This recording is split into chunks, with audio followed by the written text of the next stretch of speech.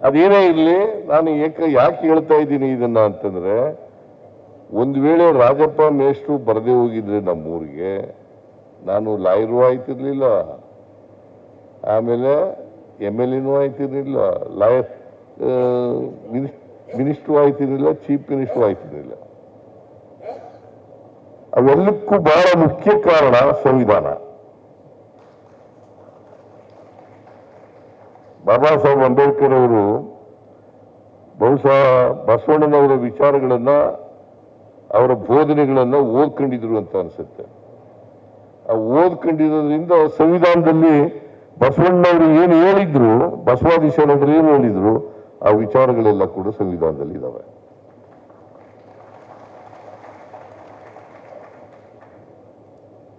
ಅದರಿಂದ ನಾವು ಸಂವಿಧಾನವನ್ನ ಉಳಿಸಬೇಕು, ಗೌರವಿಸಬೇಕು, ರಕ್ಷಣೆ ಮಾಡಬೇಕು. ಸಂವಿಧಾನ ರಕ್ಷಣೆ ಆದರೆ ನಮ್ಮ ರಕ್ಷಣೆ ಆಗುತ್ತೆ. ಸಂವಿಧಾನ ಉಳಿದ್ರೆ ನಾವೆಲ್ಲ ಉಳಿತೀವಿ. ಅದರಿಂದ ನಾವು ಸಂವಿಧಾನ ಪ್ರತಿಯೊಬ್ಬರು ಕೂಡ, ಯಾರಿಗೆ ಓದು ಬರಹ ಬರ್ತದೆ ಅವರೆಲ್ಲರೂ ಕೂಡ ಓದ್ಕೋಬೇಕು ಸಂವಿಧಾನನ. ಯಾರಿಗೆ ಓದು ಬರಹ ಬರ್ತದೆ, ವಿದ್ಯಾವಂತರಿದ್ದಾರೆ, ಅವರೆಲ್ಲರೂ ಕೂಡ ಸಂವಿಧಾನ ಓದ್ಕೋಬೇಕು. ಸಂವಿಧಾನ ಓದ್ಕೊಂಡ್ರೆ ಬಸವಣ್ಣವ್ರನ್ನ ಅವ್ರು ಏನಂತ ವಿಚಾರ ಹೇಳಿದ್ರು ಅದನ್ನು ಓದ್ಕೊಳ್ಳಿಕ್ಕೆ ಸಾಧ್ಯ ಆಗ್ತದೆ, ಅದನ್ನು ತಿಳ್ಕೊಳ್ಳಿಕ್ಕೆ ಸಾಧ್ಯ ಆಗ್ತದೆ. ಬಸವಣ್ಣವರು ಅದಕ್ಕೆ ಅವರು ನೋಡಿ, ಬಸವಣ್ಣ ಒಂದು ವಚನ ಹೇಳ್ತಾರೆ, ಇವನಾರವ ಇವನಾರವ ಇವನಾರವ ಎಂದು ಎನಿಸದಿರಯ್ಯ, ಇವ ನಮ್ಮವ ಇವ ನಮ್ಮವ ಇವ ನಮ್ಮವ ಎಂದೆನಿಸಯ್ಯ, ನಿನ್ನ ಮಗನ ಮನೆ ಎಂದೆನಿಸಯ್ಯ, ಕೂಡಲ ಸಂಗಮ ದೇವ. ಇದನ್ನ 12ನೇ ಶತಮಾನದಲ್ಲಿ ಹೇಳಿದ್ರು, 12ನೇ ಶತಮಾನದಲ್ಲಿ ಹೇಳಿದ್ರು. ಇನ್ನೂ ಕೂಡ ಜಾತಿ ಹೋಗಿಲ್ಲ. ಈಗ ಬಸವಣ್ಣವ್ರನ್ನ ಎಲ್ಲ ಸಮಾಜದವರು ಕೂಡ ಪೂಜಿಸಬೇಕು, ಗೌರವಿಸಬೇಕು, ಅವರ ಜಯಂತಿಯನ್ನು ಆಚರಿಸಬೇಕು. ಅದು ಕೆಲವೇ ಜನ ಅಲ್ಲ ಮಾಡೋದು. ಬಸವಣ್ಣವ್ರನ್ನ ಎಲ್ಲ ಜನರು, ಸಮಾಜದಲ್ಲಿರ್ತಕ್ಕಂಥ ಎಲ್ಲ ಜನರು ಕೂಡ, ಯಾಕಂತಂದ್ರೆ ಅವರು ಯಾವುದೋ ಒಂದು ಜನಾಂಗಕ್ಕೆ, ಒಂದು ವರ್ಗಕ್ಕೆ ಕೆಲಸ ಮಾಡಿರಲಿಲ್ಲ, ಅಥವಾ ಇಡೀ ಸಮಾಜ ಬದಲಾವಣೆ ಆಗಬೇಕು ಅಂತ ಪ್ರಯತ್ನ ಮಾಡಿದ್ರು. ಇಡೀ ಸಮಾಜ ಮಾನವತೆಯ ನೆಲೆಗಟ್ಟಿನ ಮೇಲೆ ನಿಂತ್ಕೋಬೇಕು ಅಂತಕ್ಕಂಥದ್ದನ್ನು ಮಾಡಿದ್ರು. ಪರಸ್ಪರ ಪ್ರೀತಿಸಬೇಕು, ಪರಸ್ಪರ ದ್ವೇಷಿಸಬಾರದು. ಇದನ್ನ ಬಸವಣ್ಣ ಅವರು ಹೇಳಿದ್ರು. ಪರಸ್ಪರ ಪ್ರೀತಿಸ್ತಕ್ಕಂಥ ಕೆಲಸವನ್ನು ಮಾಡಬೇಕೇ ಹೊರತು ಪರಸ್ಪರ ದ್ವೇಷಿಸಬಾರದು. ಮನುಷ್ಯನನ್ನ ಪ್ರೀತಿಸಬೇಕೇ ಹೊರತು ಮನುಷ್ಯನನ್ನು ದ್ವೇಷಿಸಬಾರದು. ಇದನ್ನ ಬಸವಾದಿ ಶರಣರು ಬಹಳ ಸ್ಪಷ್ಟವಾಗಿ ಹೇಳಿದ್ದಾರೆ. ಯಾವುದೇ ಜಾತಿ ಇರಬಾರ್ದು, ಯಾವುದೇ ವರ್ಗ ಇರಬಾರ್ದು, ಅಸಮಾನತೆ ಹೋಗ್ಬೇಕು, ಸಮಾಜ ನಿರ್ಮಾಣ ಆಗಬೇಕು. ಇದು ಬಸವಾದಿ ಶರಣರು ಬಯಸಿದಂಥದ್ದು. ಇದಕ್ಕೆ ಇಲ್ಲಿ ಏನಂತ ಹೇಳಿದ್ದಾರೆ ಅಂತಂದ್ರೆ, ಎಂತಿದು ಬಸವದ ಒಕ್ಕೂಟದ ನಡೆಗೆ, ಅನುಭವ ಮಂಟಪದ ಎಡೆಗೆ. ಈ ಅನುಭವ ಮಂಟಪ ಪುನರುಜ್ಜೀವನ ಮಾಡ್ಲಿಕ್ಕೆ ದುಡ್ಡು ಕೊಟ್ಟವ್ರು ಯಾರು ಗೊತ್ತಾ? ಅನುಭವ ಮಂಟಪ ಇದೆಯಲ್ಲ,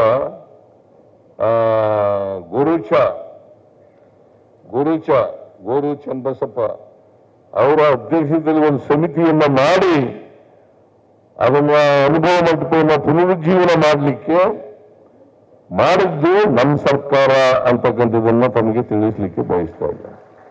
ಇನ್ನೂ ಪೂರ್ಣ ಆಗಿಲ್ಲ ಅದು.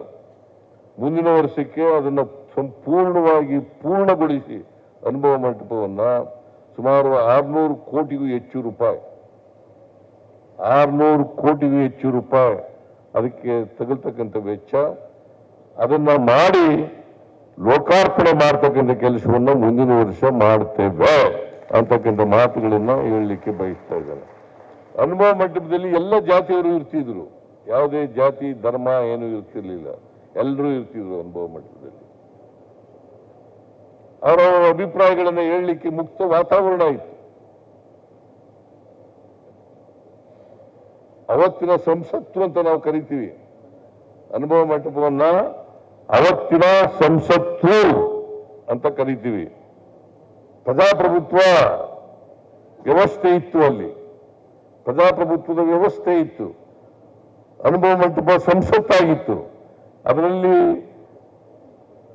ಪುರುಷರಿರಲಿ ಮಹಿಳೆಯರಲ್ಲಿ ವ್ಯತ್ಯಾಸ ಇರಲಿಲ್ಲ. ಪುರುಷರಿಗೂ ಅವಕಾಶ ಇತ್ತು, ಮಹಿಳೆಯರಿಗೂ ಅವಕಾಶ ಇತ್ತು, ಕೆಳವರ್ಗದವ್ರಿಗೂ ಅವಕಾಶ ಇತ್ತು, ಎಲ್ಲ ಜಾತಿಯವರಿಗೂ ಅವಕಾಶ ಇತ್ತು. ಇದನ್ನ ನಾವು ತಿಳ್ಕೋಬೇಕಾಗ್ತದೆ. ಸೊ ಅನುಭವ ಮಂಟಪ ಇದೆಯಲ್ಲ, ಆ ಅನುಭವ ಮಂಟಪದ ಮೂಲಕ ತಮ್ಮ ಅಭಿಪ್ರಾಯಗಳನ್ನು ವ್ಯಕ್ತ ಮಾಡಲಿಕ್ಕೆ ಆ ವೇದಿಕೆ ಇದ್ದದ್ದು. ಅದಕ್ಕೆ ಜಾತಿ ಧರ್ಮದ ಕಟ್ಟಳೆ ಇರಲಿಲ್ಲ. ಆ ವೇದಿಕೆ ಮೂಲಕ ಜನರಿಗೆ ತಿಳಿಸ್ತಕ್ಕಂಥ ಪ್ರಯತ್ನವನ್ನ ಮಾಡಿದ್ದು. ಬಸವಣ್ಣವರಿದಾರಲ್ಲ, ಅವರು ಒಬ್ಬ ಕ್ರಾಂತಿ ಪುರುಷ ಅಷ್ಟೇ ಅಲ್ಲ, ಒಬ್ಬ ಈ ದೇಶದ ಆರ್ಥಿಕ ತಜ್ಞ ಕೂಡ ಆಗಿದ್ರು ಅಂತಕ್ಕಂಥದ್ದನ್ನು ಮರೀಲಿಕ್ಕೆ ಸಾಧ್ಯ ಇಲ್ಲ. ಈ ಸಮಾಜದಲ್ಲಿ ಯಾವ ತರ, ಅದಕ್ಕೆ ಎರಡು ಮಹತ್ವದ ವಿಚಾರಗಳನ್ನ ಅವರು ನಮಗೆ ಹೇಳಿದ್ದಾರೆ. ಒಂದು ದಾಸೋಹ ಮತ್ತು ಇನ್ನೊಂದು ಕಾಯಕ. ಕಾಯಕ ಮತ್ತು ದಾಸೋಹ ಅವು ಎಕನಾಮಿಕ್ ಟರ್ಮ್ಸ್ ನಲ್ಲಿ ಹೇಳೋದಾದ್ರೆ production and distribution. Production and distribution. Production ಅಂದ್ರೆ ಉತ್ಪಾದನೆ ಮಾಡೋದು. ಈ ಉತ್ಪಾದನಾ ಪ್ರಕ್ರಿಯೆಗಳಲ್ಲಿ ಎಲ್ಲರೂ ಭಾಗವಹಿಸಬೇಕು. ಯಾರು ಕೂಡ ಸೋಮಾರಿಗಳಾಗಿರಬಾರ್ದು. ಯಾರು ಕೂತ್ಕೊಂಡು ಮಜಾ ಮಾಡ್ಕೊಂಡು ಇರ್ತಕ್ಕಂಥದ್ದು ಇರಬಾರ್ದು. ಉತ್ಪಾದನೆ ಯಾರೋ ಉತ್ಪಾದನೆ ಮಾಡಿದ್ರೆ ಇನ್ನೊಬ್ರು ಮಜಾ ಮಾಡ್ಕೊಂಡಿರೋದಲ್ಲ. ಎಲ್ಲರೂ ಉತ್ಪಾದನಾ ಪ್ರಕ್ರಿಯೆಯಲ್ಲಿ ಭಾಗವಹಿಸಬೇಕು. ಬಂದದನ್ನು ಎಲ್ಲರೂ ಹಂಚ್ಕೋಬೇಕು. ಇದು ಪ್ರೊಡಕ್ಷನ್ ಅಂಡ್ ಡಿಸ್ಟ್ರಿಬ್ಯೂಷನ್ ಅಂತಕ್ಕಂಥ ವಿಚಾರ ಇದು. ಇದನ್ನ ನಾವು ಅರ್ಥ ಮಾಡ್ಕೋಬೇಕಾಗ್ತದೆ. ದಾಸೋಹ ಅಂತಂದ್ರೆ ನಾವೆಲ್ಲ ಒಟ್ಟಿಗೆ ಸೇರ್ಕೊಂಡು ಊಟ ಮಾಡೋದು ಅಥವಾ ಉಚಿತವಾಗಿ ಊಟ ಹಾಕೋದು ಅಷ್ಟಕ್ಕೆ ಸೀಮಿತ ಅಲ್ಲ. ಕಾಯಕ ಯಾಕೆ ನಮ್ಮಲ್ಲಿ ಈ ವೃತ್ತಿ ಆಧಾರದ ಮೇಲೆ ಜಾತಿ ಮಾಡಾಕ್ಬಿಟ್ಟಿದ್ರು. ಇಂತಿಂತ ವೃತ್ತಿ ಮಾಡೋರು ಇಂಥ ಜಾತಿ ಅಂತ ಮಾಡಾಕ್ಬಿಟ್ಟಿದ್ರು. ಅದಕ್ಕೆ ಅವರು ಯಾರು ವೃತ್ತಿಯಿಂದ ಕೀಳು ಅಲ್ಲ, ಯಾರು ಮೇಲೂ ಅಲ್ಲ. ಯಾರು ವೃತ್ತಿಯಿಂದ ಕೀಳು ಅಲ್ಲ. ಈಗ ಕಸ ಗುಡಿಸೋನು ಅವನು ಕೀಳಲ್ಲ. ರಾಷ್ಟ್ರದ ರಾಷ್ಟ್ರಪತಿ ಆದವರು ಅವರು ಮೇಲಲ್ಲ. ಎಲ್ಲ ಒಂದೇ. ಅದಕ್ಕೆ ಕಾಯಕವೇ ಕೈಲಾಸ ಅಂತ ಹೇಳಿದ್ರು.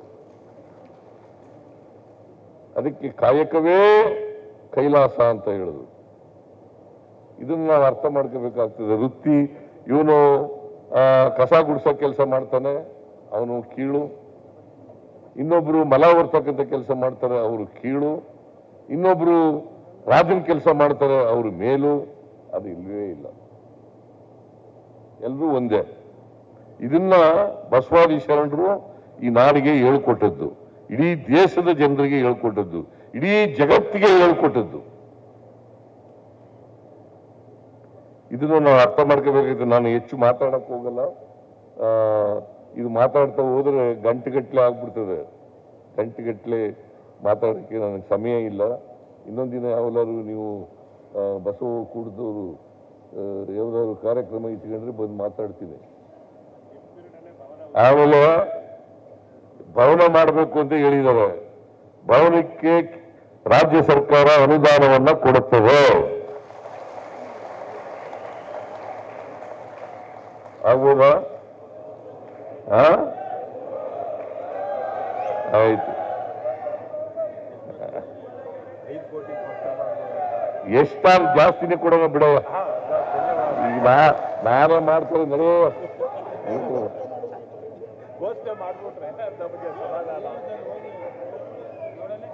ಹೆಚ್ಚಾಗೆ ಕೊಡ್ತೇನೆ.